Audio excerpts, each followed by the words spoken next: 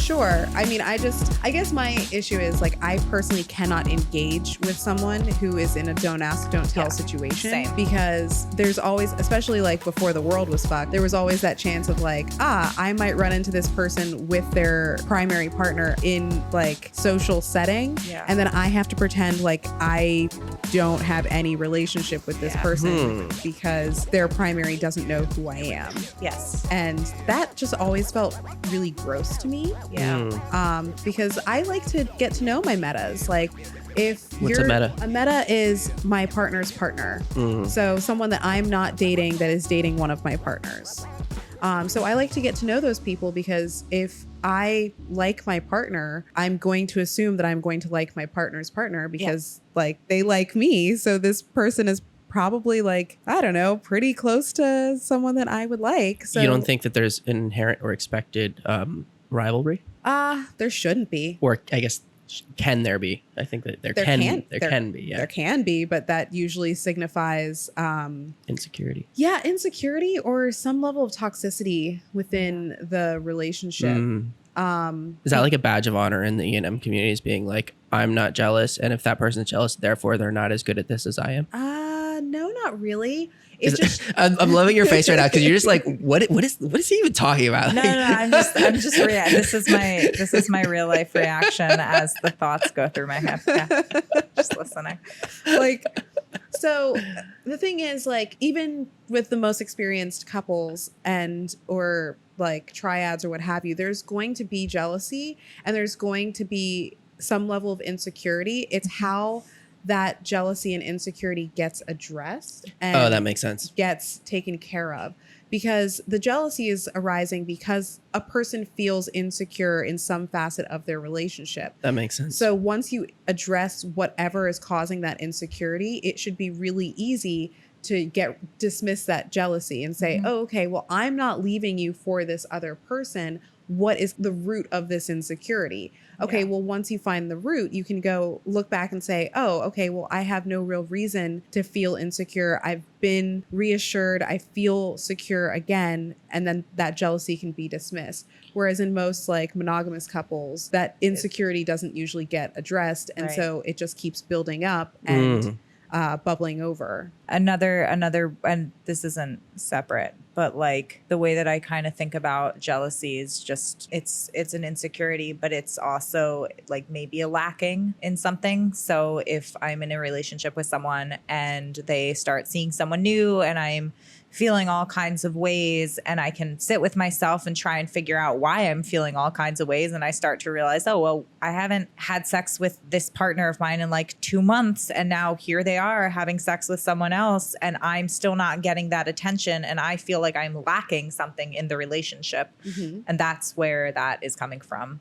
Yeah. For instance. Or in the same vein, if I'm seeing someone and like we initially started off having like a really fun, romantic, cuddly kind of relationship, and then it kind of turned to like just sexual, and then they start seeing someone new and that new person is getting all of the fun, cutesy cuddles and fun dates and everything, and I like just get booty calls. I'm like, oh, cool. Well, do you not want to be seen in public with me anymore? And then I have to ask myself, okay, so do I actually miss that? Or is like, am I just sad that I'm not getting that same type of attention? Yeah. Or then it turns around where sometimes I'll have a conversation with that person and be like, okay, so can we just like take a quick look at like what our relationship is right now? Because this is how it started and this is where it's at right now. And I kind of wish that it would go a little bit closer back to what it originally started as, because I liked that. Yeah. And that's what I was drawn into. Interesting. Do you feel that under the ethical non-monogamy umbrella, when you're treating your relationships in this way, it makes it easier to kind of have some ebbs and flows in relationships? Or maybe you're kind of more excited. I don't know if more excited is the right word, but spending more time with one partner for a given period of time and then you kind of reconnect with another partner. Is that, or is it sort of like you're excited about a partner at the beginning, and then things kind of maybe slowly peter out, and eventually you're just kind of seeing more of your other partners, and that one just kind of disappears, or I mean, because it could be anything. I think that can happen. I actually just had I have an instance going on right now that I'm going to use. So I met a new person on Tinder in September, and we're seing each other about once a week. The sex was great. The chemistry is great. I really enjoy hanging out with them. And the closer we got to the election, the lower my libido was. Yeah, that sounds right. Yeah, and I was just like stressed as fuck, engaged with work, not able to think about anything sexual at all. And we had just talked on Saturday, I think, about making plans for this week. And then I think it was Sunday night, I was walking home and I got a text from them that was essentially like, hey, so I think we're on different pages, and I think we're on different pages. If you'd like to just be friends, I'm cool with that. And my response was, oh shit, I'm so sorry you feel that way. I don't feel like we're necessarily on different pages or something to that effect. And I said to them, I've been really stressed and frazzled lately, and I apologize if that has come across as disinterest. It's not that I'm uninterested. It's that I just literally, there are nights when I'm going to bed and I'm like, I wish I could orgasm right now because that would help me sleep, and I just can't get it up. Yep, because this country makes it real hard to fuck. So I said this to them and they were like, oh, that's actually really surprising. I thought you were just not interested anymore.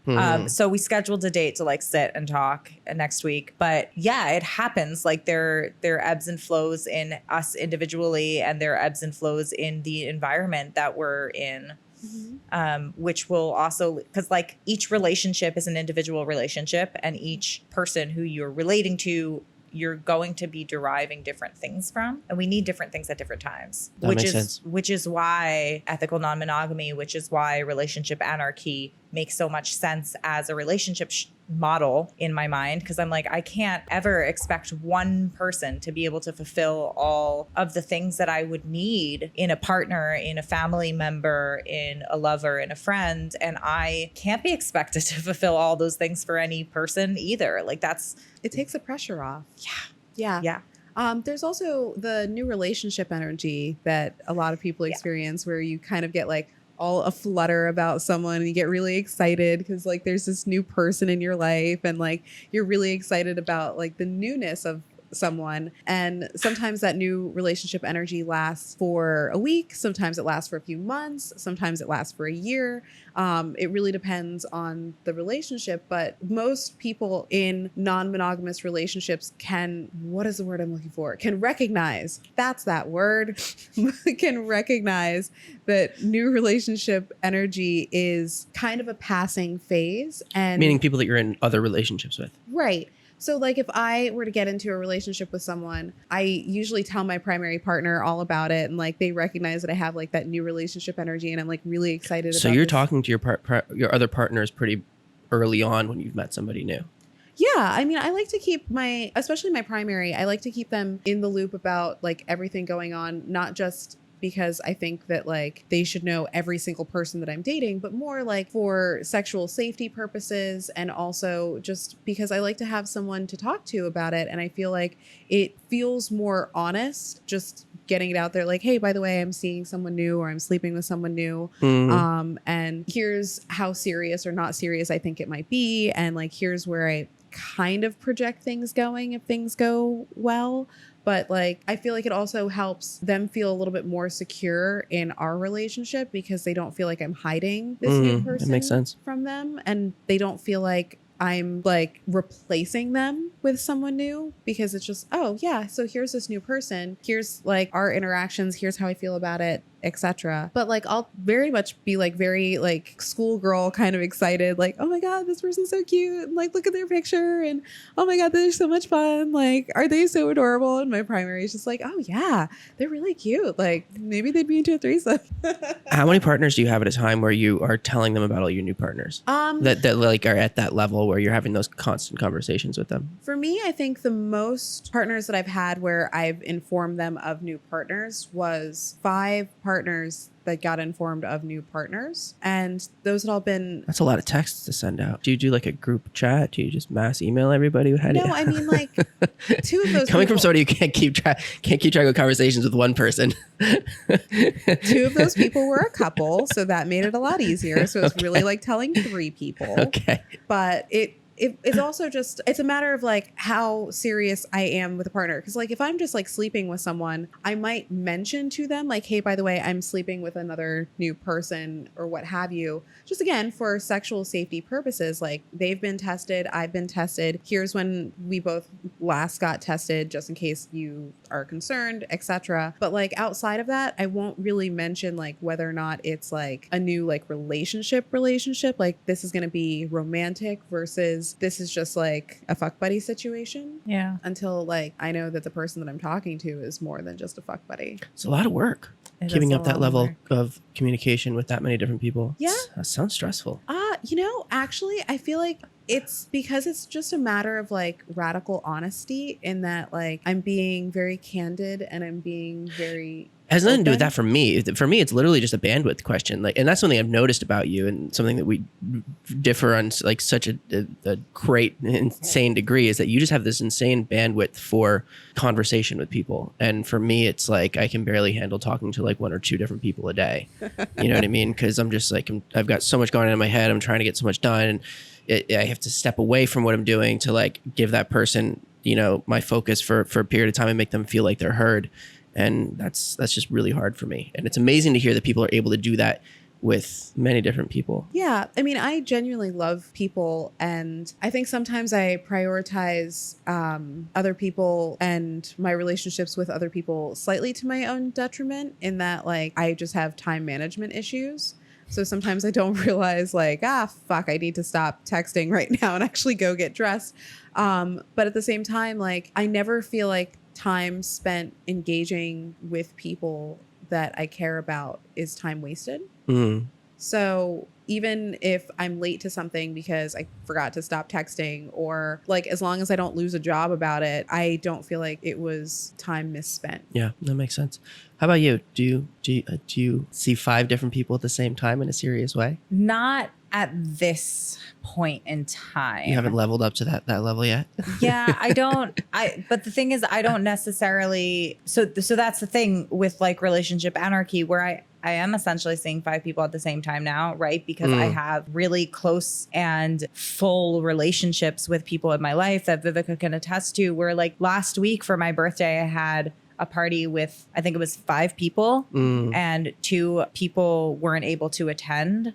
And it was supposed to be literally just me and 5 of my closest friends, right? Those are the 5 people who I'm essentially seeing. Those Right. are the 5 people who I talk to on a regular basis here in New York City, right? That doesn't account for my close friends who don't live here. Right. But those are essentially people who take up the same bandwidth as a romantic partner might.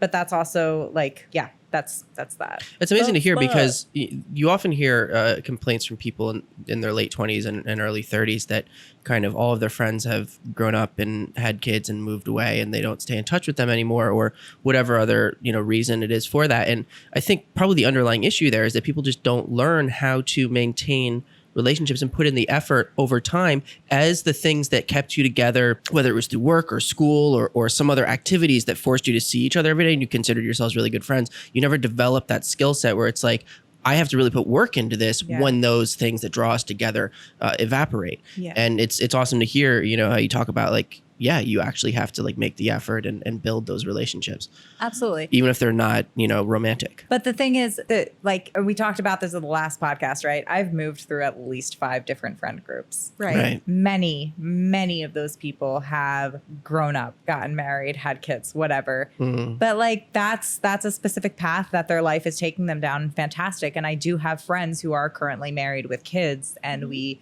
stay in touch as best we can. But I'm child free. I'm never going to have biological children. And I'm also just like, most of my friends are child free. So that makes it a lot easier. I do absolutely have friends who have grown up gotten married, had kids, and gone off. And like our lives may not stay as intertwined as we did before because the bulk of their life is being spent with a partner and with children. And I mean, all the people I'm thinking of are in heteronormative relationships. And so so our lives just differ greatly. Right. And that tends to feed into why people lose contact. Cause like, you're a parent, you're raising a child, and you're a spouse. You're in a full-time relationship. That's a lot of work. You're not going to want to come hang out at a party till like 4 a.m. with me. And that's cool. That's totally cool. Yeah. We'll touch base when we can and we'll hang out when we can. Of course. But for the most part, the friends who are currently in my life are child free.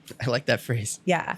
And we have It almost sounds like STD free or something. Yeah. Like I didn't catch that one. Honestly.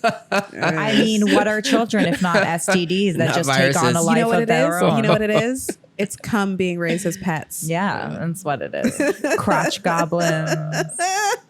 What? I'm sorry. What's the difference?